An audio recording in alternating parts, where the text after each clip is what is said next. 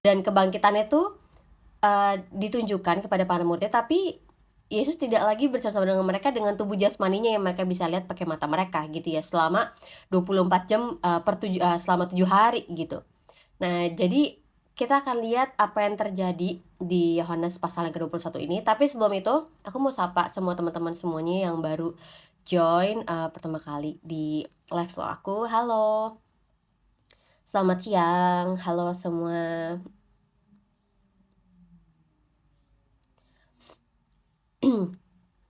Aku BTW kalau misalnya bicara kecepatan, mohon maaf ya kalau misalnya tadi mau diulang, boleh kamu tulis aja di kolom komentar. Tapi kita mau berdoa sebelum kita masuk ke renungan hari ini, yuk. Tuhan, aku bersyukur bahwa Kau sangat baik dalam kehidupan kami. Meskipun keadaan sekitar kami lagi nggak baik-baik aja, meskipun yang kami lagi jalanin sekarang, kami tidak lagi baik-baik aja Tuhan. Tapi kami percaya bahwa Engkau baik, sebab Engkau mengizinkan segala sesuatu terjadi untuk kebaikan kami. Engkau memakai setiap pembentukan, pendisiplinan, apalagi penderitaan untuk membentuk kami menjadi anak-anak Tuhan yang kuat dan tangguh. Tuhan, biar hari ini firman-Mu dari Yohanes pasal 21 berbicara dalam kehidupan kami. Biar kami semakin kenal Tuhan dan kami semakin kenal mengenai apa yang Tuhan mau untuk kami lakukan. Tuhan, ajar kami untuk kami berani tampil berbeda jadi anak-anak Tuhan. Kami berani tampil melakukan kebenaran, hidup dalam kebenaran, karena kami tahu bahwa itu yang terpenting dan itu yang menyenangkan hati Tuhan. Hari ini Tuhan, biarlah Engkau memberikan hikmat, Engkau memberikan ketenangan bagi setiap orang-orang yang memerlukannya, orang-orang yang mengharapkan pertolongan Tuhan, biar hari ini mendapatkan pertolongan itu. Orang-orang yang menantikan jawaban doa dari Tuhan, biar mereka mendapatkan jawaban doa daripada Tuhan. Karena aku percaya Tuhan di dalam hadirat-Mu, ada pemulihan, ada kemerdekaan, ada kesembuhan, ada hal-hal yang kami tidak dapat lakukan, kami tidak dapat dapatkan dari dunia sekitar kami hanya bisa dapatkan dalam hadirat Tuhan. Itu sebabnya aku bersyukur bahwa Engkau Allah yang baik dan biar Engkau dipermuliakan untuk selama-lamanya. Aku berdoa Tuhan, Engkau yang membawa, Engkau yang menarik setiap jiwa-jiwa untuk bertemu dan mengalami Engkau, sehingga mereka melihat ada hidup di dalam Engkau. Dan aku berdoa, biar Engkau menjaga setiap anak-anak-Mu dalam penyertaan dan peliharaanmu. Engkau yang mematahkan dan menghancurkan setiap rencana-rencana roh jahat yang menggagalkan rencana Tuhan dalam hidup mereka. Aku percaya bahwa roh Tuhan lebih besar daripada roh yang ada di dunia ini. Dan kami bisa tenang karena kami ada di dalam Engkau. Di dalam nama Tuhan Yesus. Amin. Selamat siang semua. Oke, kita udah berdoa dan kita masuk ke Yohanes 21, pasal yang terakhir dari kitab Yohanes. Kemudian Yesus menampakkan diri lagi kepada murid-muridnya di pantai Danau Tiberias dan ia menampakkan diri sebagai berikut. Jadi setelah Yesus menampakkan diri kepada Maria, Yesus menampakkan dirinya kepada para murid. Yesus menampakkan dirinya kepada Thomas yang disebut Didimus. Yesus menampakkan diri kesekian kalinya kepada para muridnya di pantai Tiberias. Nah, apa sih dan bagaimana Yesus menampakkan diri? Kita baca ayat yang kedua. Di pantai itu berkumpul Simon Petrus, Thomas yang disebut Didimus, Nathanael dari Kana, yang di Galilea, anak-anak Zebedeus, dan dua orang murid lainnya.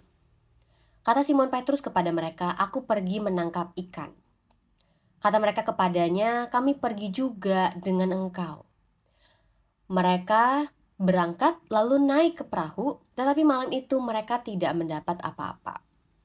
Yang menarik di sini adalah para murid ini kan kemarin kita dengar dari renungan di pasal ke-20 bahwa Yesus sudah mengutus mereka. Dan mereka sadar bahwa mereka adalah murid Yesus gitu ya. Mereka punya peran untuk mereka meneruskan apa yang Yesus ajarkan, apa yang Yesus lakukan. Tapi kenapa mereka kembali ke pekerjaan mereka dulu?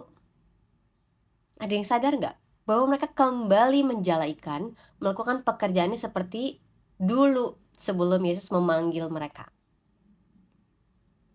Dan akhirnya awalnya Simon Petrus memulai pekerjaan itu dan para muridnya juga ikutan. Kita lihat ya, Simon Petrus ini benar-benar sesosok pemimpin di mana dia sebenarnya nggak berniat untuk menarik orang gitu ya, untuk mengikuti dia. Tapi tindakan dia itu membuat orang lain tuh mengikuti tindakan dari Simon Petrus. Dan ketika mereka udah bekerja untuk bisa menangkap ikan, malam itu mereka tidak mendapat apa-apa. Ketika hari mulai siang, Yesus berdiri di pantai. Akan tetapi, murid-murid itu tidak tahu bahwa itu adalah Yesus. Ini menarik karena ini sama dengan peristiwa yang ada di Maria. Ketika Yesus sudah bangkit dan menunjukkan dirinya pagi-pagi subuh kepada Maria, Maria nggak ngeh. Malahan Maria menganggap bahwa itu adalah salah satu penjaga kuburan. Dibilangnya apa? Yang merawat kebun daerah situ. Dan para murid juga nggak menyadari bahwa itu Yesus gitu ya. Kata Yesus kepada mereka, "Hai anak-anak, adakah kamu mempunyai lauk pauk?" Kenapa Yesus harus bertanya kepada mereka apakah mereka memiliki lauk pauk, padahal mereka semalam itu mereka nggak mendapatkan hasil ikan apapun. Kenapa ya Yesus tuh selalu bertanya yang sebenarnya Yesus sudah tahu jawabannya. Ini tuh menarik karena di setiap kisah-kisah dalam Alkitab yang kita lihat, ada beberapa peristiwa di mana Tuhan Allah yang Maha tahu apa yang dialami oleh manusia, tahu apa yang dilakukan oleh manusia, tapi Tuhan tuh berulang kali bertanya. Apakah berarti Tuhan itu nggak tahu?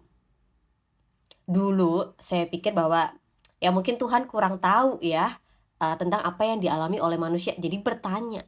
Tapi setelah saya membaca lagi dan mempelajarinya, ternyata bukannya berarti Tuhan itu nggak tahu sampai dia bertanya sama manusia. Tapi karena Tuhan itu sangat menghargai adanya suatu hubungan relasi yang begitu dalam, ya meskipun Allah itu tahu apa yang kita alamin, tapi Allah sering bertanya untuk kita bisa membiasakan diri berkata yang jujur di hadapan Tuhan. Aku sedikit keingat masalah yang terjadi di dalam kitab Kejadian pasal yang ketiga. Ketika Allah bertanya kepada Adam dan Hawa, "Di manakah engkau?" Padahal Allah tahu Adam dan Hawa bersembunyi. Terus Allah bertanya, "Siapakah yang memberitahukan engkau bahwa engkau telanjang?" Ya kan? "Apakah engkau memakan buah dari pohon yang kularang itu?" Kan Allah udah tahu itu semua. Tapi kenapa Allah masih bertanya mengenai peristiwa Kain dan Habel? Kenapa Allah mesti bertanya, "Di manakah adikmu?" Padahal Allah tahu bahwa Kain telah membunuh Habel. Dan akhirnya saya mengerti bahwa Allah itu ingin supaya kita berkata jujur, kita terbuka apa adanya, kita terbiasa untuk berkomunikasi dengan yang baik. Jadi dari situ justru saya menyaksikan bahwa Tuhan begitu menghargai adanya sebuah hubungan yang dekat, hubungan yang intim, kasih yang begitu dalam yang lahir dari hubungan yang dekat.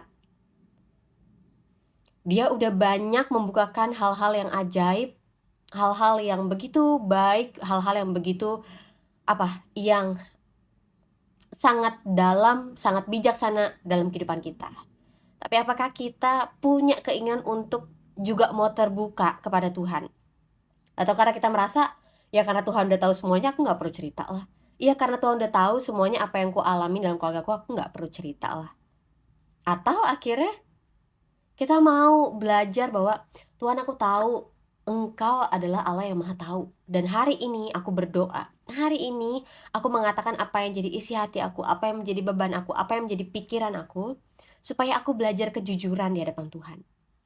Ketika kita berdoa, ya Tuhan kan udah tahu isi doa kita. Tuhan udah tahu apa yang kita pikirkan. Setuju? Karena roh Tuhan itu mengetahui apa yang kita lagi pikirkan, apa yang berada dalam hati kita. Tapi kenapa kita harus ucapkan doa itu di hadapan Tuhan? Sebenarnya yang saya temukan adalah ketika kita berdoa di hadapan Tuhan, menggunakan kata-kata kita sedang meluapkan apa yang menjadi isi hati kita di hadapan Tuhan. Kita belajar untuk kita mengeluarkan nih beban, kerinduan, kekhawatiran kita di hadapan Tuhan. Kita jadi tahu bahwa kita perlu untuk buka semua yang ada dalam hati kita di hadapan Tuhan. Itu sangat penting. Kita mau untuk membentuk kebiasaan dalam hidup kita, bahwa ketika kita lagi berat, ketika kita lagi khawatir, kita perlu untuk membawa semua itu dengan kata-kata kita di hadapan Tuhan. Nah, dan para murid menjawab tidak ada ketika Yesus bertanya saat itu. Maka ketika Yesus mendengar jawaban mereka, mereka tidak mendapatkan lauk pauk apapun. Maka kata Yesus kepada para muridnya, tebarkanlah jalamu di sebelah kanan perahu, maka akan kamu peroleh. Kan mereka udah semalaman mencari ikan, yang dimana aku percaya mereka pasti udah mencoba di seluruh area di danau tersebut gitu ya. Tapi Yesus katakan coba tebarkan jala di sebelah kanan perahu. Gimana kalau kita berada di posisi para murid saat itu? Kita ngomel-ngomel kayak, aduh kita tuh udah coba cari di semua area, masa dibilang kita harus melemparkan jala kita di sebelah kanan perahu? Kayak kita dari tadi malam gak kerja aja. Pernah nggak kita kayak gitu? Ketika kita dapat tuntunan, kita tuh kayak, aduh Tuhan, aku tuh udah coba segala cara. Aku udah coba segala cara, nggak ketemu jalan keluarnya. Tetapi para muridnya, ketika mereka mendengar perkataan Yesus, mereka menebarkannya. Mereka nggak ngomel-ngomel. Mereka nggak menolak, tapi mereka menebarkannya sesuai dengan perintah Yesus. Dan hasilnya mereka tidak dapat menarik jala mereka lagi karena banyaknya ikan. Wow, ternyata hasilnya nggak terduga. Mereka semalaman udah kerja keras untuk mendapatkan ikan, nggak dapat-dapat. Tapi ketika hari menjelang siang, Tuhan bilang tebarkan jala di sebelah kanan perahu lagi. Bukan disuruh, oke maju dulu 50 meter, 100 meter gitu kan. Enggak, Yesus katakan cuma tebarkan jalamu di sebelah kanan perahu, maka kamu akan memperolehnya. Ketika mereka melakukan perintah Tuhan sesuai, tepat gitu ya, enggak meleset, mereka mendapatkan hasilnya. Dan hasilnya ayat yang di bawahnya nih. Maka murid yang dikasih Yesus itu berkata kepada Petrus, itu Tuhan. Ketika mereka udah lihat hasilnya. Ketika mereka udah melihat hasil dari perintah Tuhan, barulah ada murid yang dikasih Tuhan berkata kepada Petrus, itu Tuhan. Aku tadi ketika membaca ini, aku kayak berpikir, Tuhan, apakah aku akan menyadari bahwa tuntunan ini adalah tuntunan Tuhan ketika aku udah lihat hasilnya? Atau ketika aku pertama kali mendengar tuntunan Tuhan, aku sadar bahwa itu tuntunan Tuhan. Gimana? Kita apakah nunggu hasilnya dulu baru kita bisa berkata, itu Tuhan? Atau kita mau percaya kepada setiap tuntunannya Tuhan, meskipun kita belum lihat hasilnya? Ketika Petrus mendengar bahwa yang tadi mengatakan perintah itu adalah Tuhan, maka Petrus mengenakan pakaiannya sebab ia tidak berpakaian, lalu terjun ke dalam danau. Jadi Petrus salting. Apa yang terjadi ketika Petrus mendengar bahwa itu adalah Tuhan yang memberikan perintah? Petrus salting. Ayat yang 8. Murid-murid yang lain datang dengan perahu karena mereka tidak jauh dari darat. Hanya kira-kira 200 hasta saja dan mereka menghela jala yang penuh ikan itu. Ketika mereka tiba di darat, mereka melihat api arang dan di atasnya ikan dan roti. Jadi mereka habis pulang, habis ngumpulin ikan yang udah sesuai perintah Tuhan mereka lakukan. Mereka balik ke darat dan mereka melihat ada api arang dan di atasnya udah ada ikan dan roti. Kata Yesus kepada para murid-muridnya, bawalah beberapa ikan yang baru kamu tangkap itu. Simon Petrus naik ke perahu lalu menghela jala itu ke darat, penuh ikan-ikan besar 153 ekor banyak ya. Dan sungguh pun sebanyak itu, 153 ekor, jala itu nggak koyak. Kata Yesus kepada mereka, marilah dan sarapanlah. Tidak ada di antara murid-murid itu yang berani berkata kepada Yesus, siapakah engkau? Sebab mereka tahu bahwa ia adalah Tuhan.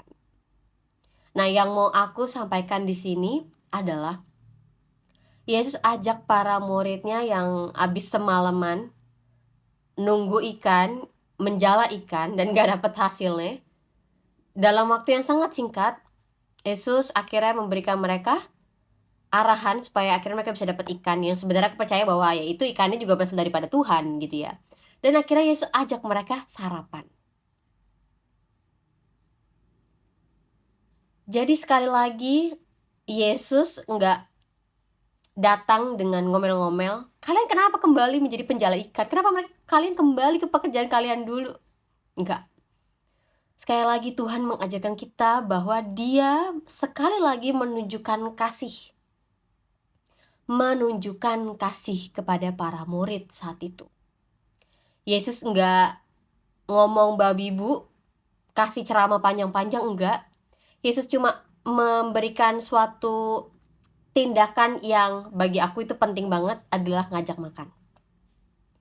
Karena saat itu posisinya para murid sedang kembali lagi menjadi penjala ikan, capek semalaman kerja, nungguin ikan gak dapat-dapat, dan akhirnya mereka dapat 153 ikan yang besar-besar, capek juga. Dan Yesus cuma ajak makan. Nah, yang aku lihat di sini adalah Yesus menunjukkan kasihnya kepada para muridnya. Yesus nggak banyak kasih ceramah, kalian harusnya gini-gini enggak. Tapi Yesus malah ajak mereka ngobrol sambil makan. Yesus tahu kebutuhan mereka saat itu, mereka baru kerja, capek. Ya udah ajak makan aja. Dan itu, ya gimana ya, kita habis capek-capek bekerja, kita pulang atau kita nongkrong dan teman kita ajakin makan. Itu udah cukup kasih sebuah kesenangan dalam hati kita. Dan ini selanjutnya adalah kisah mengenai Petrus dan Tuhan Yesus. Tapi sekali lagi yang aku lihat, Yesus menunjukkan bahwa ada suatu kekerabatan, kedekatan yang menjadi kebiasaan Yesus gitu ya. Aku mengingat kembali mengenai peristiwa ketika Yesus didatangi oleh beberapa murid dari Yohanes. Dan beberapa murid Yohanes itu mau ikut Yesus gitu ya. Para murid Yohanes bertanya, "Guru, di manakah engkau tinggal?" Itu pertama kali akhirnya beberapa murid akhirnya menjadi pengikut Yesus, dan yang menjadi respon pertama kali Yesus katakan, "Ikutlah aku." Jadi aku melihat dari peristiwa ketika Yesus bertemu dengan para murid, ya, Yesus sebagai pemimpin, Yesus nggak bilang, "Oke, ini latar belakang aku dulu pernah sekolah di sini ya, aku bisa melakukan mujizat, aku bisa ubahkan hidup kamu, aku bisa buat keluarga kamu menjadi sukses." Enggak. Yesus nggak banyak kasih janji, tapi Yesus justru menawarkan kekerabatan. Yesus menawarkan persaudaraan untuk bilang, "Yuk ikut aku. Yuk lihat hidup aku. Yuk lihat di mana aku tinggal." Yesus sebagai pemimpin, Yesus nggak takut untuk buka dirinya sehingga banyak orang bisa melihat hidupnya. Dan aku melihat bahwa Tuhan, ini contoh yang nggak biasa banget. Karena aku jarang banget ketemu sama para pemimpin yang berani untuk, "Ayo tinggal sama aku dan lihat hidup aku." Iya sih, aku ketemu beberapa pemimpin yang seperti itu, tapi nggak banyak pemimpin yang melakukan hal seperti itu. Karena nanti orang akan lihat jeleknya kita, orang akan lihat kelemahan kita dalam keluarga, orang akan tahu kita punya masalah apa segala macam. Tapi Yesus menunjukkan para murid, "Ayo lihat hidup aku. Ayo lihat di mana aku tinggal." Yesus menawarkan sebuah hubungan yang dekat. Yesus nggak takut untuk membukakan dirinya, dan bagaimana penilaian dari para muridnya, Yesus nggak takut. Kalau kita bandingkan, iya tapi kan Yesus itu udah sempurna, ya beda dong sama kita. Kita kan para pemimpin, kita masih punya jelek-jeleknya juga. Iya, tapi kebanyakan para pemimpin itu takut untuk menunjukkan keterbatasan mereka. Jadi mereka memaksakan diri mereka harus sempurna. Dan ketahuilah bahwa nggak ada satupun dari kita yang sempurna, termasuk saya. Sebagai hamba Tuhan, saya juga bukan orang yang sempurna. Saya masih banyak belajar, saya masih banyak perlu bertumbuh, saya masih banyak perlu untuk bertobat, untuk lebih lagi mengasihi Tuhan. Tapi saya izinkan untuk saya membagikan apa yang menjadi keterbatasan saya, kelemahan saya, pembelajaran saya kepada setiap menti-menti yang Tuhan percayakan. Supaya mereka melihat bahwa saya juga masih belajar untuk mengasihi Tuhan, masih belajar untuk mentaati Tuhan, masih belajar untuk bagaimana bisa mengasihi Tuhan sepenuh hati, sepenuh jiwa, sepenuh akal budi saya. Nah, selanjutnya kita mau bahas yang selanjutnya. Yesus maju ke depan mengambil roti dan memberikannya kepada para muridnya, demikian juga ikan itu. Itulah ketiga kalinya Yesus menampakkan diri kepada murid-muridnya sesudah ia bangkit dari antara orang mati. Selanjutnya, ayat yang ke-15. Sesudah sarapan, Yesus berkata kepada Simon Petrus, "Simon, anak Yohanes, apakah engkau mengasihi aku lebih daripada mereka ini?" Jadi dalam kitab Yohanes, ketika peristiwa Petrus itu menyangkal Yesus, kitab Yohanes sih nggak mencatat adanya percakapan lain gitu ya antara Yesus dengan Simon Petrus, berdua aja, nggak ada. Dan ini adalah sebuah percakapan pertama kali yang terjadi antara Simon Petrus dengan Tuhan setelah Simon Petrus menyangkal Yesus. Simon Petrus adalah salah satu murid yang dianggap paling dekat sama Tuhan Yesus. Murid yang ada kalau aku bilang ya, dia punya karunia yang memimpin gitu, karunia kepemimpinan yang membuat banyak para murid tuh jadi melihat Simon Petrus dan ngikutin gitu ya, ngikutin apa yang Simon Petrus lakukan. Dan bayangin, Simon Petrus yang paling vokal, yang paling banyak bicara sepanjang kitab Injil Sinoptik, kita lihat justru ketika Yesus lagi ditangkap, Yesus lagi menuju dalam penderitaannya, Simon Petrus malah menyangkal. Sedangkan Simon Petrus lah yang aku ingat, dia pernah mengatakan kepada Yesus bahwa, "Guru, jauhlah setiap penderitaan itu daripada engkau, ya kan? Aku akan mati demi engkau." Ya kan, kayaknya manis banget nih perkataan Simon Petrus. Padahal saat itu Simon Petrus juga belum tahu ya penderitaan apa yang Yesus akan alamin. Tapi Simon Petrus bilang, "Hendaklah itu semua dijauhkan daripada engkau." Sampai Yesus katakan bahwa, "Nyala engkau iblis." Karena memang itu adalah sebuah cawan yang harus Yesus ambil, yang harus Yesus jalanin. Karena itu adalah kehendak Bapa. Nah, jadi ini adalah percakapan pertama kali setelah Simon Petrus menyangkal Yesus. Gimana sih orang yang sangat dekat dengan kita, orang yang sangat kelihatan mendukung kita, justru dialah yang pertama kali nggak mau mengakui kita. Ya, bagi beberapa orang yang mengalami peristiwa ditusuk dari belakang, sulit banget untuk mengampuni dan menerima orang itu kembali. Tapi perkataan Yesus, ketika ketemu Simon Petrus, Yesus nggak, "Aduh, kamu nih murid aku yang paling dekat, kok kamu nggak tahu diri? Kemarin kamu nyangkal aku 3 kali kan, ayo ngaku." Nggak. Yesus nggak berkata itu. Yesus nggak datang kepada Simon Petrus dengan sebuah intimidasi, enggak. Yesus nggak datang kepada Simon Petrus dengan berkata, "Aduh, kamu tuh ngomongannya manis ya. Ingat gak kamu lakuin apa sama aku?" Enggak. Yesus tidak melakukan hal itu. Tetapi justru Yesus berkata kepada Simon Petrus, "Simon, anak Yohanes, apakah engkau mengasihi aku lebih dari mereka ini?" Iya, kalau misalnya aku berulang kali melihat ayat ini dan memposisikan diri aku sebagai Simon Petrus, aku gak berani ketemu sama Tuhan Yesus. Karena bagi aku, apa yang aku lakukan tuh pasti Tuhan tahu lah ya. Dan itu pasti udah menyakiti hati Tuhan. Tapi balik lagi, yang mendatangi, yang memulai percakapan bukan Simon Petrus, tapi Yesus. Sekali lagi Yesus memberikan contoh bagi kita. Dia sebagai pemimpin yang penuh dengan kasih, dia yang pertama kali berinisiatif. Yesus tidak menunggu Simon Petrus untuk datang kepadanya karena tahu bahwa Simon Petrus udah punya rasa guilty, rasa bersalah. Ya, makanya harus Yesuslah yang pertama kali datang dan ajak ngobrol Simon Petrus. Yesus berkata kalimat yang sederhana, "Apakah engkau mengasihi aku lebih daripada para murid yang lainnya?" Jawab Petrus kepadanya, "Benar Tuhan, engkau tahu bahwa aku mengasihi engkau." Jadi Petrus jawab, "Benar Tuhan, Tuhan juga tahu deh kayaknya kalau aku tuh mengasihi Tuhan." Dan Yesus menjawab, "Gembalakanlah domba-dombaku." Saat itu lagi nggak bareng sama domba-domba, ini maksudnya domba-domba apa? Mereka kan lagi di pinggir pantai. Mereka lagi di daratan di sebelah, bukan pantai, danau. Terus ini maksudnya apa?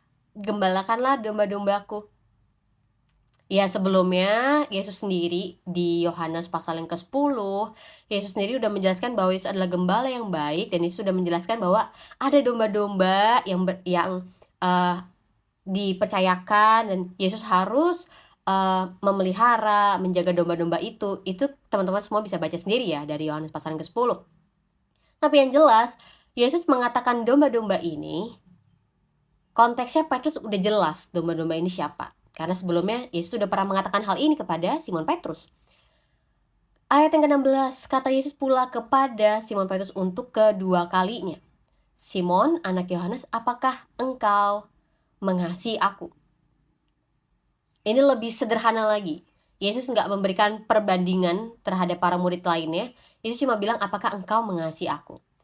Jawab Petrus kepada Yesus, benar Tuhan, engkau tahu bahwa aku mengasihi engkau.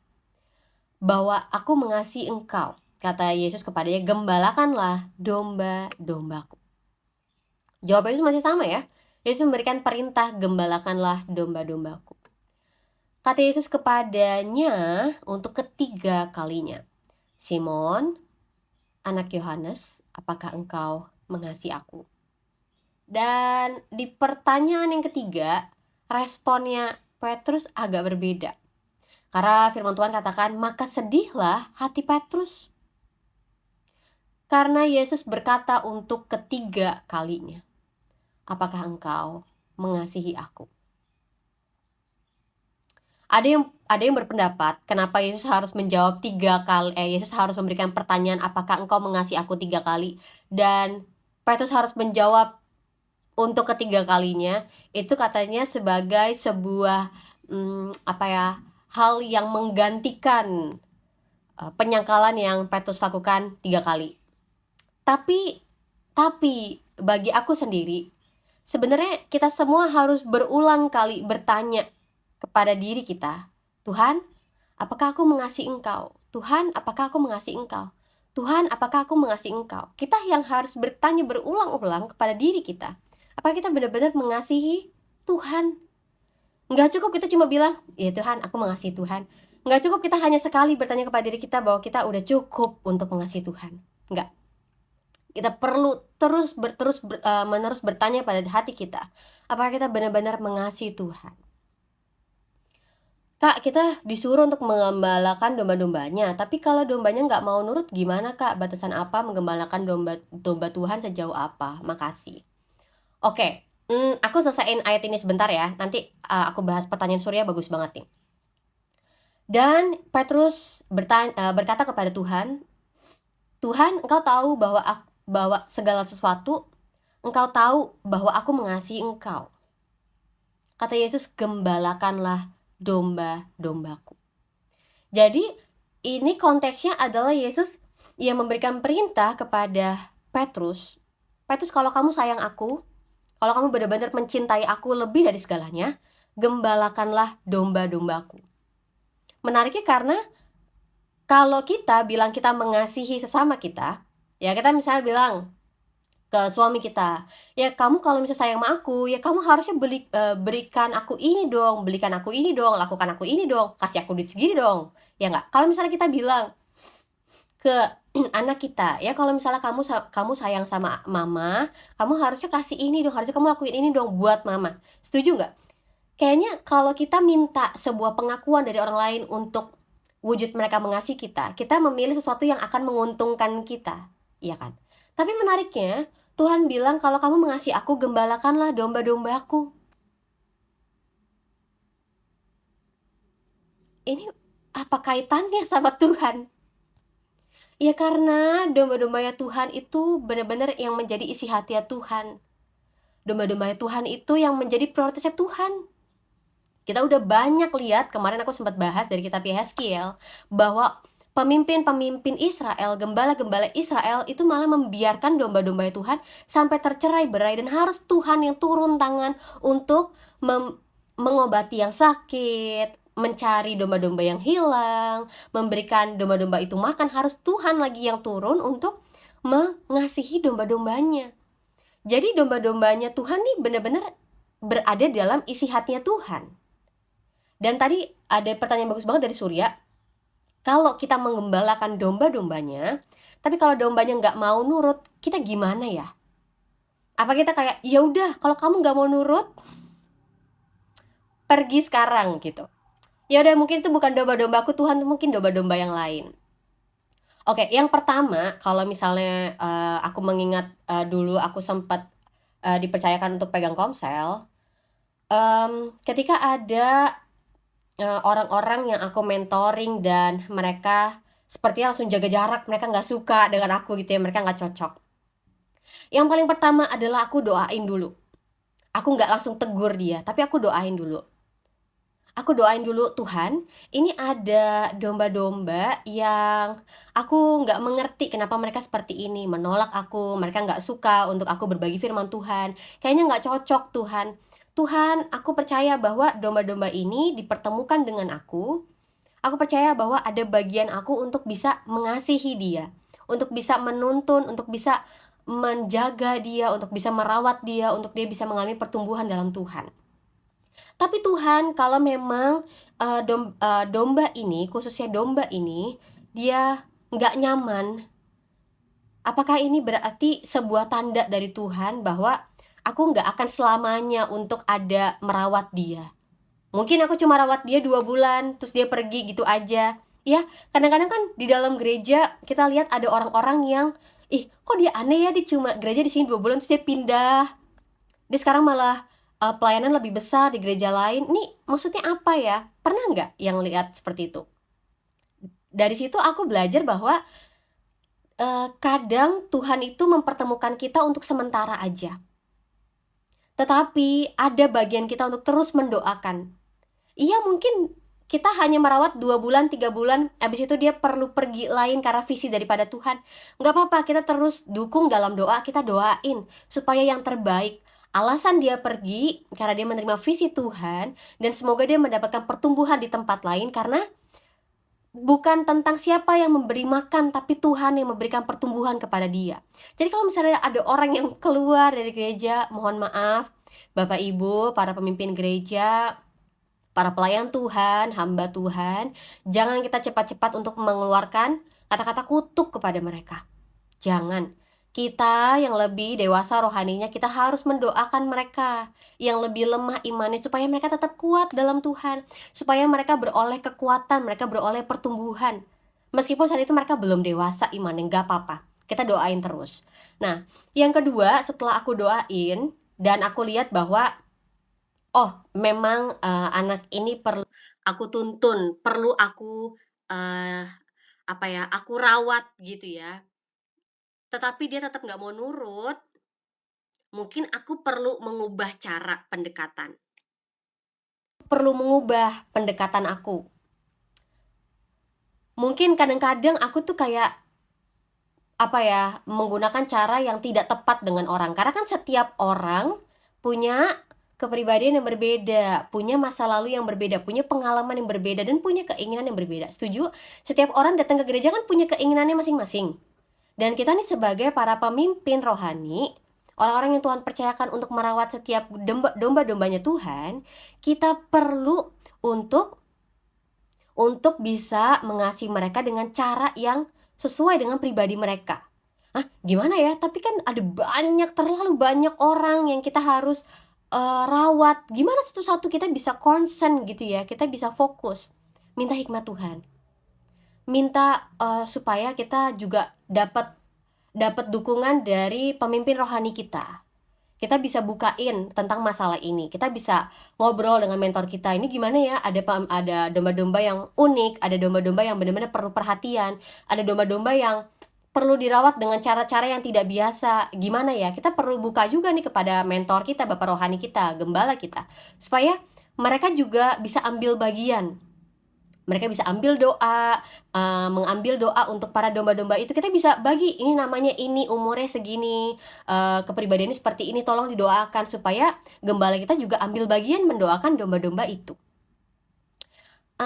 Atau enggak misalnya sampai ada yang itu ya, kadang-kadang sampai diizinkan, eee, ter ter terjadi sebuah perkelahian gitu ya, aku juga sempat mengalaminya.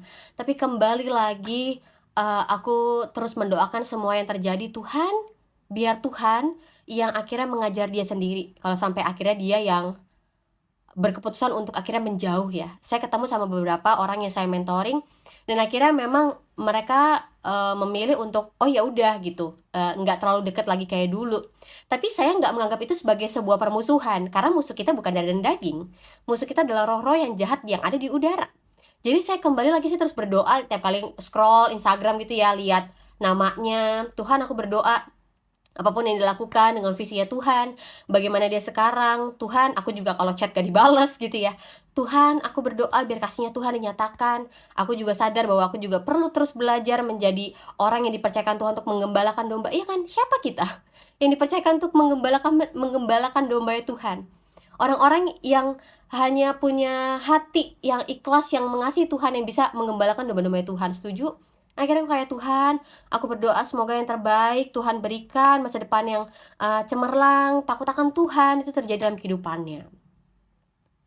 Aku baca sebentar, aku lewat ya, aku dari ke atas. Kalau 99 ada yang hilang, apakah gembala dunia bisa seperti karakter Yesus berusaha mencari? Itu domba-domba yang sesat. Kak, benarkah Yesus bisa selamat walaupun masih Kak, benarkah percaya Yesus bisa selamat walaupun masih berdosa? Ibrani 10 ayat 26 sampai 27 mati, Kak. Nah, kalau mau bicara tentang oke, aku sebentar ya sebelum menjawab pertanyaan yang lainnya. Jadi kalau misalnya mau baca kitab Ibrani, kita harus baca tuh secara lengkap. Karena Ibrani tuh lagi punya sebuah isu yang dibahas. Ada orang-orang yang percaya, ada orang-orang yang bilang beriman sama Tuhan, tapi hidupnya nggak jadi berkat. Ya, makanya Ibrani 10, mungkin teman-teman ada yang belum baca, Ibrani 10, aku bacain ayat yang ke-26, 27. Ibrani 10. Jadi, kalau misalnya kita mau mengerti satu ayat itu kan kita perlu baca satu kitab ya. Aku terbiasa kalau misalnya, oke mau dalemin satu ayat memang harus baca satu kitab. Jadi kita ngerti keseluruhannya itu apa. Nah, Ibrani tuh lagi bicara bahwa ada orang-orang yang jadinya tuh, mereka mengaku mereka beriman, mereka percaya sama Tuhan, ya kan? Tapi tindakan mereka tidak mencerminkan iman mereka kepada Tuhan. Makanya Ibrani menulis, sebab jika kita sengaja berbuat dosa, sesudah memperoleh pengetahuan tentang kebenaran, maka tidak ada lagi korban yang menghapus dosa itu, tetapi yang ada ialah kematian yang mengerikan, akan penghakiman dan api yang dahsyat yang akan menghapuskan semua orang durhaka.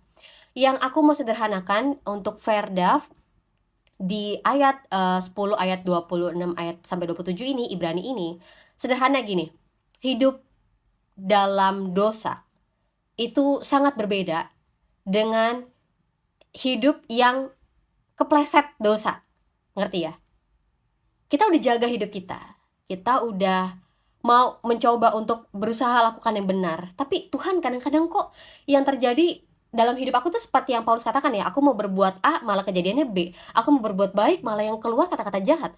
Aku mau mengampuni malah aku jadinya kesel mulu. Kayak kenapa bertentangan keinginan roh dan keinginan daging. Tapi sekali lagi, kalau misalnya kita udah berusaha yang terbaik, tapi Tuhan, aduh aku nggak sengaja kepleset. Ya namanya kepleset, nggak sengaja. Nggak ada orang yang kepleset dengan sengaja, setuju? Yang sengaja benturin kepalanya ke lantai gitu ya, karena air kan nggak mungkin orang yang memiliki hikmat akan dengan sengaja menjatuhkan kepalanya ke lantai, setuju?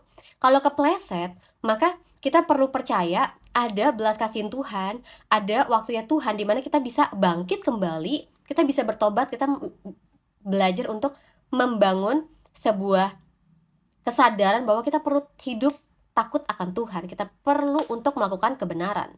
Ya, tapi yang Verdaf katakan dalam Ibrani 10 ini adalah orang-orang yang jadinya hidup dalam dosa. Udah tahu tuh, itu tuh adalah dosa.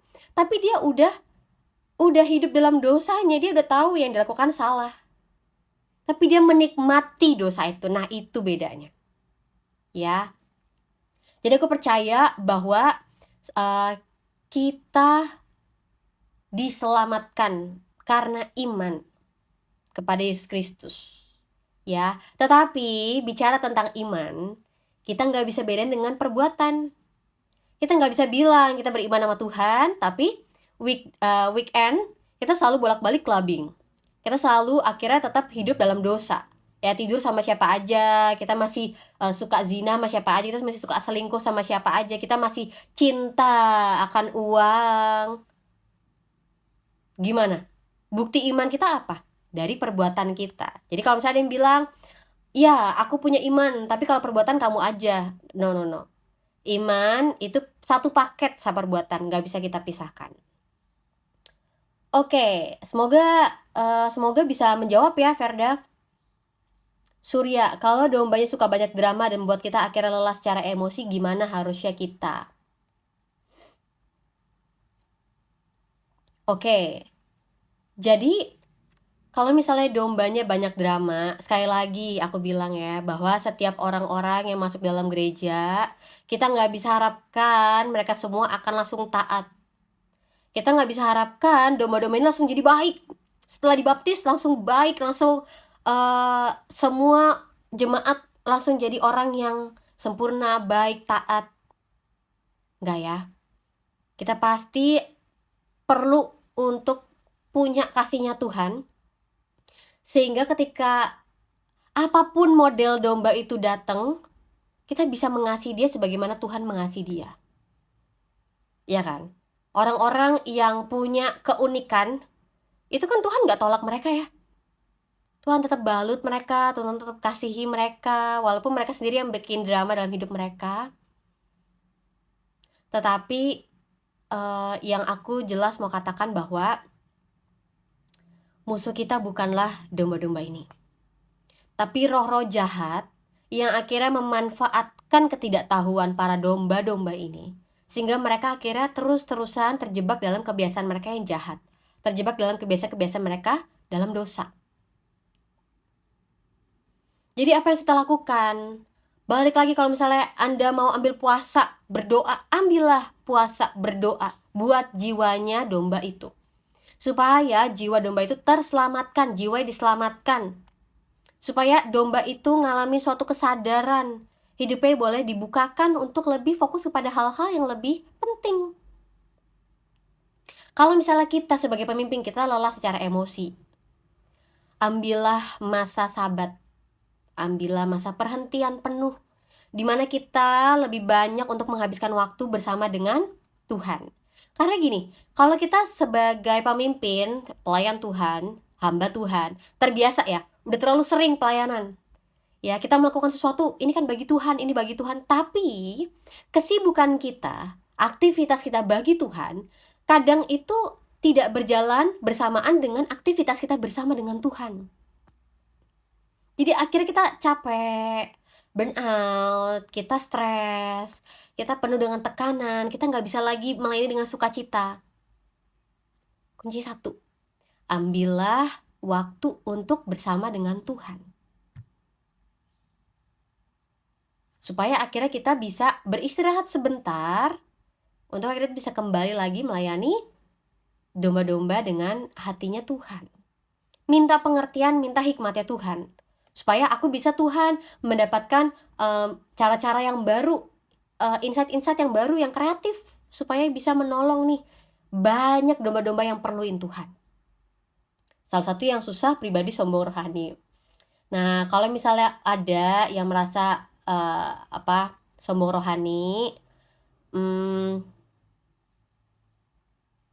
diterima aja. Karena sebenarnya orang yang sombong itu dia perlu diterima. Makanya dia nggak mau untuk dianggap rendah, dia nggak mau ditolak, sehingga akhirnya dia sombong.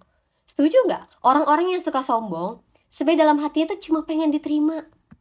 Dan kalau ada domba-domba yang seperti itu, sadarlah sebenarnya kebutuhan mereka adalah diterima, diakui. Dan kita bisa bilang bahwa kamu tuh bisa loh diterima apa adanya. Kamu bisa tunjukkan kelemahan kamu. Kamu nggak perlu menjadi orang yang pura-pura harus kelihatan tinggi rohaninya, harus menceritakan banyak pengalaman-pengalaman bersama dengan Tuhan yang luar biasa. Kamu bisa loh ceritain kelemahan kamu, pergumulan kamu sama kita tetap terima kamu. Dan ketika orang-orang yang sombong itu, mereka menyaksikan mereka diterima apa adanya, lihat deh hidup mereka berubah. Ya,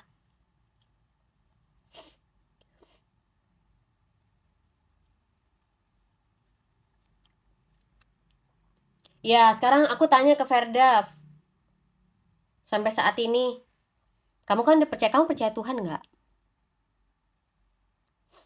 Ini tadi Ferda menjawab, iya berarti sekali berbuat dosa dengan sengaja, dosa apapun itu yang disengaja pasti mati.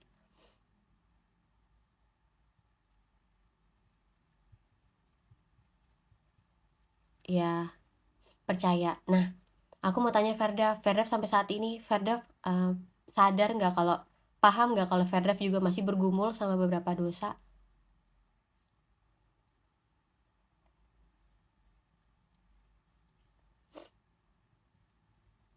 Jadi, aku sadar bahwa ketika akhirnya melayani ya, menjadi hamba Tuhan full time, justru dari sebelum aku menerima sebuah panggilan Tuhan menjadi hamba Tuhan, aku memang udah dibawa untuk ketemu sama banyak hamba Tuhan, para pemimpin-pemimpin yang melayani Tuhan secara full time. Dan akhirnya aku sadar juga para pemimpin rohani kita juga perlu untuk didoakan, karena mereka juga masih bergumul dengan dengan dosa mereka. Mereka masih bergumul dengan adanya tekanan, penderitaan.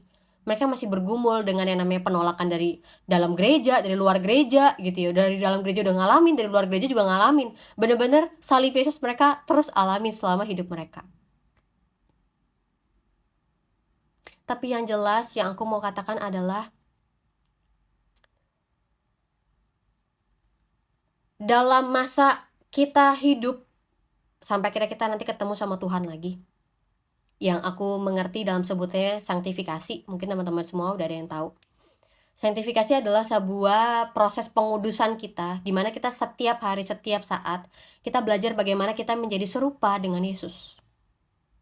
Ya, bedanya kekristenan dengan ajaran-ajaran yang lain yang diajarkan. Ajaran lain mengajarkan bahwa kita harus sempurna untuk mencapai surga.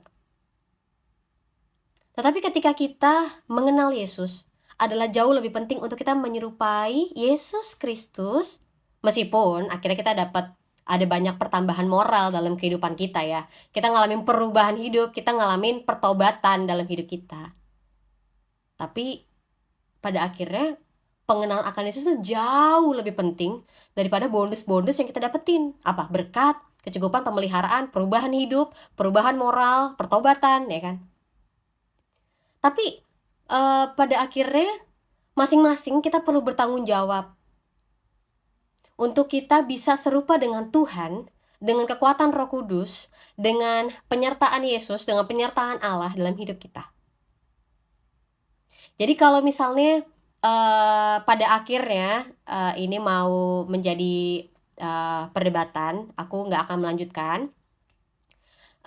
Tapi yang jelas kitab Ibrani itu sebenarnya lagi membahas isu bahwa sekelompok orang yang menerima surat dari Ibrani itu tuh mereka hidupnya nggak sesuai dengan apa yang mereka percaya. Ya, makanya penting banget kita sebagai anak Tuhan, kita hidup dalam kebenaran.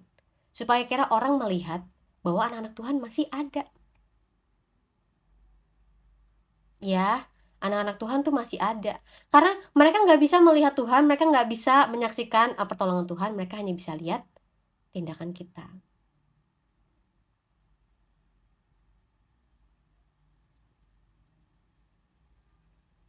Ya, kalau misalnya punya beda pandangan, it's okay di live talk ini. Terima kasih yang udah hadir ya. Tapi yang jelas bagi aku bahwa tidak ada orang yang tidak berdosa di bumi ini. Kita semua masih terus berjuang menjadi serupa dengan Tuhan. Kita semua masih berjuang untuk bisa mengasihi Tuhan.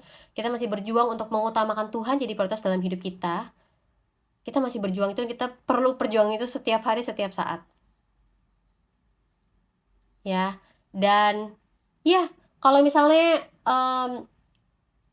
kita mau lihat kitab yang menjadi penyeimbang ya ketika kita baca kitab Ibrani, itu adalah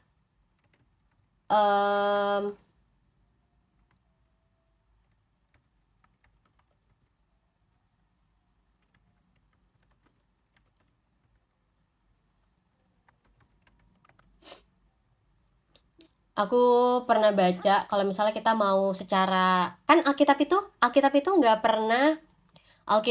nggak pernah hanya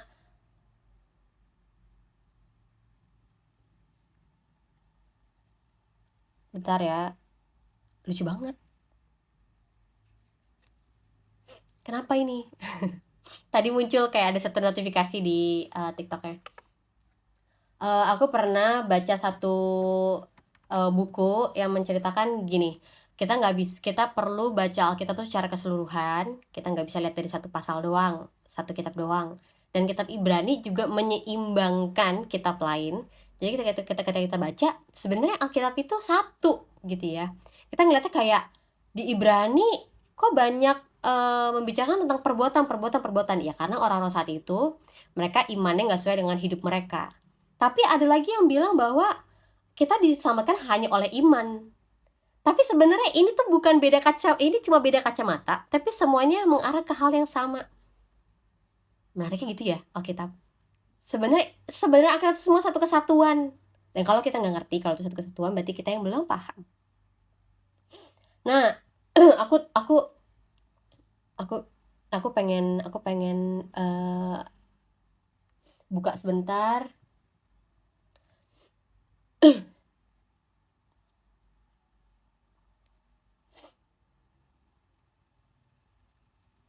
Iya, Jombra bilang semua di Alkitab itu seperti bertentangan. Kita sebagai manusia kita lihatnya bertentangan ya, pusing gitu kan. Ada banyak orang akhirnya udah pindah aja dari Kristen, pusing baca Alkitab ya, karena kok kayaknya bertentangan gitu ya. Padahal sebenarnya berarti kita yang belum paham bahwa sebenarnya itu adalah satu kesatuan, itu nggak pernah bertentangan. Itu sebenarnya saling menopang satu sama lain. Jadi kalau misalnya aku tuh dulu diajarinnya, oke, jadi kalau kita baca Alkitab itu tuh kayak diarahkan gini, kok kayak belok, kayak itu ya, kayak pakai maps. Ah, kok ke kanan? Kan gangnya kecil gitu. Hah? Tunggu, terus masuk lagi. Aduh, ini mobil bisa nggak ya? Kita bingung arahnya. Lah ini kemana? Lah ini kemana? Tapi waktu kita udah nyampe gitu ya, oh, maksudnya tuh ini. Jadi ketika kita berulang kali baca Alkitab, kita masih belum paham, kita baca lagi. Kita baru paham, oh maksudnya ini. Setelah bertahun-tahun baca firman Tuhan, akhirnya aku mengerti, oh ternyata Yunus tuh maksudnya ini. Oh ternyata yang dibilang Paulus itu maksudnya ini. Oh kenapa ternyata keinginan roh sama keinginan daging tuh bertentangan. Kalau kita nggak bisa pilih salah satu, ya udah kita dapat yang lain gitu kan. Tapi kata Paulus, roh adalah penurut, daging lemah. Lah terus ini gimana dong gitu kan. Makanya Paulus bilang, itu sebabnya ikutilah keinginan roh, bukan keinginan daging. Karena keinginan daging lemah, keinginan roh adalah penurut. Oh iya ya, jadi paham ya. Iya, makanya kita perlu ketika baca firman Tuhan, gak cuma sekali 2 kali, gak cuma kayak untuk untuk hari ini, tahun ini aku udah baca kitab Ibrani, mungkin 10 tahun lagi aku gak perlu baca kitab Ibrani karena aku udah paham. Enggak, setiap kali kita baca kitab Ibrani, setiap kali kita mengulang-ulang kitab Ibrani, percaya deh, ada suatu hal yang baru yang Tuhan berikan dalam hidup kita. Karena firman itu hidup, karena ada Roh Kudus dalam hidup kita, dan kita dapat pemahaman baru lagi, pengertian baru lagi tentang Tuhan. Wah, ternyata ada banyak hal yang aku gak tahu ya gitu. Ketika dulu aku baca kitab Kejadian dengan sekarang aku baca kitab Kejadian, wah beda banget gitu ya. Pemahamannya beda, karena dulu 15 tahun bacanya kitab Kejadian. Enggak deh, maksudnya contohnya aku 15 tahun, ya mungkin pemahaman aku segitu, pola pikir aku masih segitu. Tapi sekarang aku saat ini baca kitab Kejadian, pemahamannya beda lagi. Wah, Ternyata memang selalu ada yang baru ketika kita baca firman Tuhan, dan kita perlu untuk baca firman Tuhan sendiri. Dalam arti gini teman-teman, kita pasti datang ke gereja, kita pasti ikut komsel, kita pasti dengerin khotbah dari para hamba Tuhan. Tapi kita perlu juga untuk luangin saat teduh, membaca firman Tuhan dengan mata kita sendiri, dengan telinga kita sendiri. Sehingga akhirnya kita bisa menghidupinya. Nah, ya jadi aku baca dari atas sebentar ya. Sedikit izin menambahkan, ya sedikit aja, karena pintu sempit Tuhan suka menyaring karakter kita. Hemat saya, Ibrani 10:26 itu sedang membicarakan tentang jangan menghindari pertemuan-pertemuan ibadah. Soalnya tahu aku ada 4 dosa yang tidak diampuni, Kak. Jadi apa yang dijelaskan dalam ayat 26 sudah menjelaskan sengaja berbuat dosa lebih merujuk kepada meninggalkan Kristus. Makasih penjelasannya. Thank you Ferdav, bisa ngobrol. Salam kenal ya Ferdav. Semoga kapan-kapan kita bisa ngobrol lagi. Thank you nih buat segala informasinya juga yang Ferdav berikan. Semua dari kita seperti bertentangan di mata Tuhan tidak. Jadi motivasi hati yang Tuhan lihat. Makanya ada kata baik tetapi tidak benar. Di mata saya tidak bertentangan. Dulu iya, ternyata karena Tuhan itu suka-sukanya dia. Makanya Tuhan melihat hati. Biar perbuatan kita benar, kalau Tuhan bilang dosa, pas status kita dosa. Kenapa? Karena Tuhan mau kita intip sama cari dia, komunikasi langsung sama Tuhan. Kak, di Ortodoks jemaat perempuan pas ibadah wajib pakai kerudung. Ya, jadi kalau misalnya bicara tentang doktrin gereja, memang akhirnya mereka masing-masing ngambil gitu ya, apa yang dikatakan oleh Alkitab. Contoh, bagi beberapa gereja, sadar nggak ada penyebutan yang berbeda mengenai perjamuan? Ada perjamuan kudus, ada perjamuan Tuhan. Di siapa yang di sini di gerejanya disebutkan gereja Tuhan? Siapa yang di sini sering dengarnya perjamuan kudus? Nah, tadi kan Ferdav bilang bahwa ada sebuah tata cara ya dalam gereja, di mana di Ortodoks itu, gereja Ortodoks, Kristen Ortodoks itu mereka perempuan pakai wajib kerudung. Di Katolik juga ada ya. Sempat ramai tuh di FVP seorang perempuan yang sering pakai yang kayak kain kerudung gitu ya. Nah, terus balik lagi, kalau ngomong tentang tata ibadah gereja itu dikembalikan kepada kedaulatan gereja masing-masing. Aku mempercayai itu dan aku menghargai itu karena tiap gereja punya dibilangnya apa? ADRT masing-masing gitu ya. Punya anggaran dasar rumah tangga masing-masing gitu dalam gereja. Iya. Jadi hari ini rame nih, aku ketemu sama banyak teman-teman baru, bapak ibu yang baru yang join di live TikTok aku di siang hari ini. Terima kasih yang bisa hadir. Ferda, lalu kalau memang ayat tertulis, kenapa gereja lain tidak melakukan? Kembali lagi ke kedaulatan gereja masing-masing, Ferda. Sama misalnya kayak gini, ada yang melakukan perjamuan kudus itu seminggu sekali. Ada yang melakukan sebulan sekali. Ada yang melakukan seminggu lebih dari sekali gitu kan. Nah, tapi kan ada ayatnya. Aku mau menghargai keputusan gereja masing-masing. Ada yang di dalam gerejanya apa? Bahwa yang hanya bisa makan yang namanya tubuh Kristus tuh hanya pemimpinnya doang gitu kan. Aku ngeliat juga di dalam tata cara ibadah itu kan unik-unik ya. Ada yang dibilangnya ada yang percaya Roh Kudus, ada yang percaya tentang bahasa roh, ada yang tidak percaya tentang bahasa roh, ada yang percaya tentang karunia roh, ada yang nggak percaya tentang karunia roh. Ya, jadi aku mengembalikan kepada kedaulatan gereja.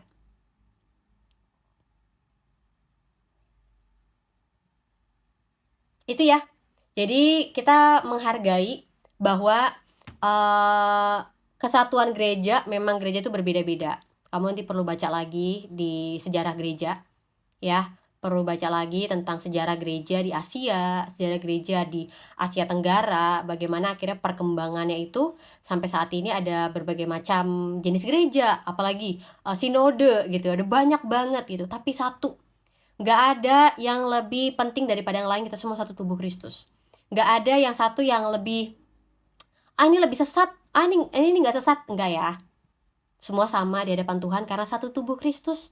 Dan kita menghargai bahwa kita masing-masing diberikan visi, kita masing-masing diberikan tuntunan Tuhan, ya kan? Jadi kita menghargai kalau ya satu punya visinya Tuhan adalah melayani orang-orang yang miskin. Ada satu gereja yang dapetin visi Tuhan untuk melayani para pebisnis.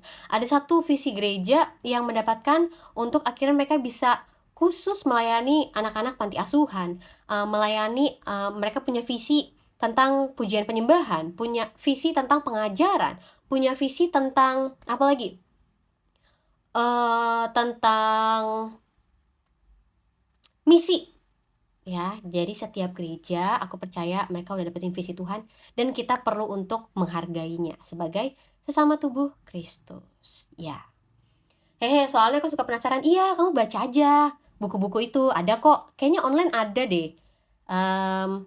Coba cari, kadang-kadang kayak beberapa website nggak cuma dari lokal tapi kayak dari luar negeri juga banyak tuh yang bahas sejarah-sejarah gereja. Jadi kamu bisa melihat bahwa oh ternyata ada ya beberapa perbedaan dari pandangan gereja melihat ayat, ya kan. Ada beberapa gereja yang menolak tentang bahasa roh, ada yang menerima, ada yang menolak karunia roh, ada yang menerima gitu kan. Ini unik-unik. Tapi aku melihat lagi, kita perlu melihat dari kebenaran firman Tuhan ya, bahwa ini semua tetap satu tubuh Kristus. Ya. Wah, hari ini rame. Hari ini aku justru belum selesai. Hari ini aku belum selesai untuk ngabisin ya. Tapi aku mau lanjutin ke ayat yang 18-19 aja ya. Aku berkata kepadamu, sesungguhnya ketika engkau masih muda, engkau mengikat pinggangmu sendiri dan engkau berjalan kemana saja kau kehendaki. Tapi jika engkau sudah menjadi tua, engkau akan mengulurkan tanganmu dan orang lain akan mengikat engkau dan membawa engkau ke tempat yang tidak kau kehendaki. Ini Yesus berkata apa kepada Simon Petrus? Ayat yang ke-19 dijelasin. Dan hal ini dikatakan Yesus untuk menyatakan bagaimana Petrus akan mati dan memuliakan Allah. Sesudah mengatakan demikian, ia berkata kepada Petrus, ikutlah aku. Menarik ya. Perjumpaan Yesus dengan Petrus. Setelah Petrus menyangkalnya, Yesus nggak ngomel-ngomel, Yesus nggak langsung menunjuk-nunjuk gitu kan kesalahan-kesalahan Petrus. Tapi Yesus malah berkata, apakah engkau mengasihi aku? Kalau engkau mengasihi aku, gembalakanlah domba-dombaku. Ya, firman Tuhan hari ini kita melihat pemulihan yang Tuhan berikan kepada Petrus itu cuma diajak ngomong. Lucu ya? Cuma bahkan dikasih perintah baru. Kayak kalau begitu di posisi Petrus, apakah Yesus, Tuhan lupa aku ngapain Tuhan? Enggak ya. Tuhan fokusnya ke depan. Jadi sekali lagi aku tuh selalu memegang bahwa suara Tuhan tuh gak pernah mengintimidasi kita. Tuhan itu selalu membangun kita dalam iman. Tuhan selalu membangun kita untuk berfokus. Oke, kita fokus ke yang sesudahnya aja. Yuk kita fokus ke hal yang akan datang aja, yang akan kita kerjakan. Yuk. Tuhan gak pernah berfokus kepada apa yang terjadi di masa lalu. Karena masa lalu gak pernah bisa kita ubah. Ada beberapa orang merasa khawatir, bahkan depresi karena memikirkan masa lalunya. Hari ini aku mau katakan, masa lalu kita gak bisa dirubah. Tuhan tuh gak bisa ubah masa lalu kita karena udah di masa lalu. Tetapi Tuhan bisa mengubah hidup kita saat ini. Tuhan bisa memberikan masa depan yang indah, yang akan kita terima, yang akan kita hadapin, yang akan kita jalani. Jadi yuk fokus di hari ini. Yang di masa lalu itu jadi pelajaran aja. Malu-malunya gitu ya, kayak aduh malu banget. Jadi pelajaran, membuat diri kita lebih baik karena kita semua masih dalam proses pembelajaran. Dan kita mulai berjalan sama Tuhan. Hari demi hari, hari demi hari. Fokus ke hari ini dan lihat Tuhan yang pegang masa depan kita.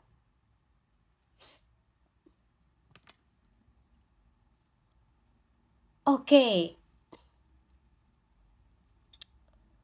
Aku baca lagi. Orang yang dijamah Roh Kudus itu asli saya rasakan.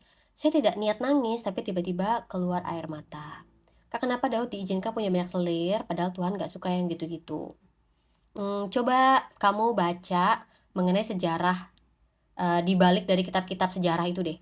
Kayak 1 Raja-Raja, 2 Raja-Raja, 1 Tawarik, 2 Tawarik, dari kitab kitab-kitab sejarah yang ada, 1, 2 raja-raja gitu ya, itu ada sebuah budaya di mana, kalau bicara tentang punya banyak istri sama kayak Salomo juga, itu tuh sebenarnya berkaitan sama perjanjian. Jadi kalau perjanjian, mengikat perjanjian, atau misalnya mereka mendapat kemenangan dari perang, mereka dapat istri, imbalan yaitu istri, harta gitu ya. Nah, jadi sama kayak Salomo gitu ya, pada akhirnya Salomo juga, akhirnya jatuh karena, hatinya dia tuh bukan lagi, terikat kepada Tuhan, tapi kepada, istri-istrinya dan Allah daripada istri-istrinya.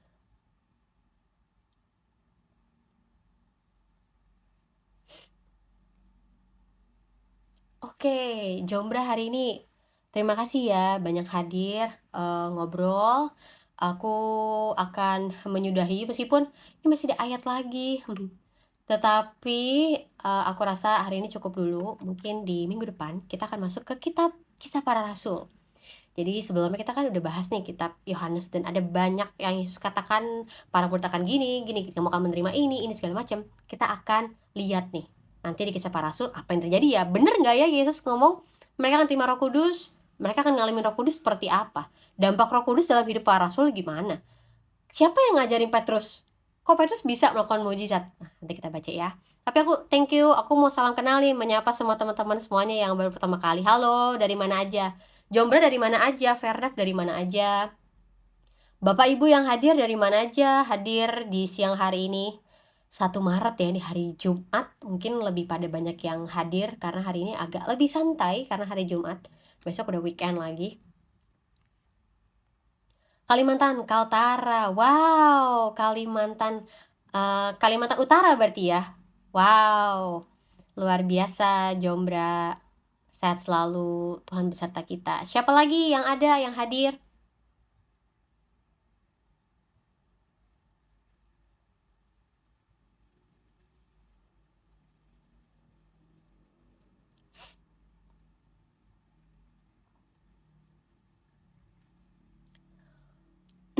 Oke, jadi yang lainnya masih malu-malu, belum bisa ngobrol. Aku biasanya kalau misalnya live, aku juga tanya ke teman-teman semuanya supaya kita bisa ngobrol.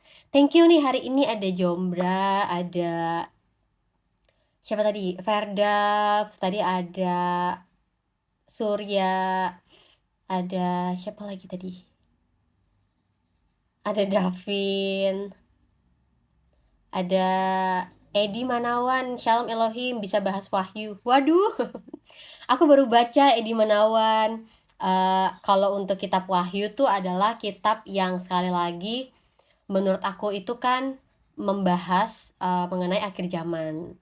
Kalau mengenai tentang akhir zaman, aku sendiri tuh pertimbangan aku jarang bahas tentang kitab Wahyu karena ada begitu macam interpretasi dalam kitab Wahyu itu, dan kitab Wahyu itu sebenarnya kitab yang tidak terlalu mudah gitu ya dalam keseharian kita untuk bisa mengertinya. Jadi aku tidak terlalu sering membacanya karena tidak sering juga membahasnya karena itu apa ya, lebih banyak perbedaannya ketika membaca kitab Wahyu.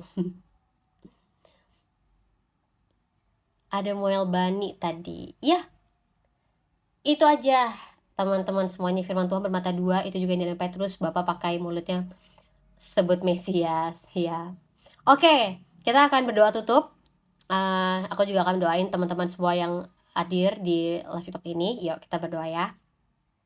Tuhan, aku bersyukur hari ini ada banyak banget orang yang penasaran, yang seru banget ngobrol tentang firman Tuhan. Dan ada begitu banyak pengalaman mereka juga bersama dengan Tuhan yang bisa mereka bagikan di Live Talk ini. Dan aku bersyukur Tuhan memberikan pertumbuhan, Tuhan memberikan keingintahuan untuk kami bisa mengenal kebenaran itu lagi dan kami bisa hidup dalam kebenaran. Ada banyak orang Tuhan yang menantikan mereka tuh bisa untuk mengalami apa yang kami alami, sehingga Tuhan jamah hidup mereka, sehingga mereka bisa melihat Tuhan, melihat pekerjaan Tuhan dalam hidup mereka. Aku berdoa buat Surya, buat Ferdav, buat Jombra Tuhan, buat setiap teman-teman yang aku nggak bisa sebutkan satu persatu di laptop ini. Tuhan berikan kami pertumbuhan, sehingga kami semakin kuat berakar dalam Tuhan. Badai, topan, angin, hujan datang, biarlah kami nggak mudah goyah, tapi kami tetap kuat karena kami berakar di dalam Tuhan. Dan biarlah hidup kami menghasilkan buah kebenaran Tuhan, sehingga orang-orang sekitar kami bisa menyaksikan bahwa kami adalah anak-anak Tuhan dan Tuhan adalah hidup kami, dan buah kebenaran itu mereka bisa lihat dan mereka nikmati dan mereka memuliakan nama Tuhan. Aku bersyukur Tuhan untuk adanya kami Kosala Ministry ini menjadi berkat bagi setiap orang yang mendengarkan, memberikan mereka keteguhan, memberikan mereka sebuah pengenalan akan Tuhan, dan aku percaya bahwa kebenaran Engkau, kebenaran-Mu Tuhan akan memerdekakan setiap orang, sehingga mereka bisa merdeka dari tipu muslihat iblis, mereka merdeka dari setiap hal-hal yang mereka tidak sadarin, mereka bisa dimerdekakan dari belenggu dosa. Aku percaya itu Tuhan, Kau Allah yang luar biasa bersama dengan kami. Kami terima berkat-Mu Tuhan, melimpah, cukup dalam kehidupan kami, dalam Tuhan Yesus. Amin. Thank you semua yang